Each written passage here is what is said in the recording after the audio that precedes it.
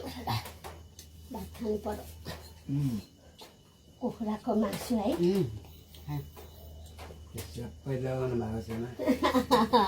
हाम्रो चिन्नुहुन्छ नि त यो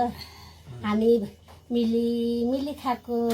हेर्नुहोस् है गाइस कुखुराको मासु भात मेरो छोरा बुहारीको घरमा आएर होइन अब छोरा पर्छ नि त जे भए पनि होइन यता छोरा यता बुहारी छोरा बुहारीको घरमा आएर मासु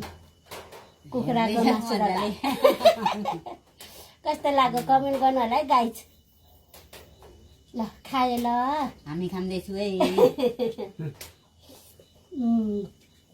कस्तो मिठो बुहारीले मिठो गरी पकाएको छ को हुनुहुन्छ हौ को छ हौ हामी आफै नि भिडियोमा हामी आफै हो क्या सबैजनाले देख्छ नि त्यसरी हामीले भात खाएको बोलेको को त्यो टोपी लाउने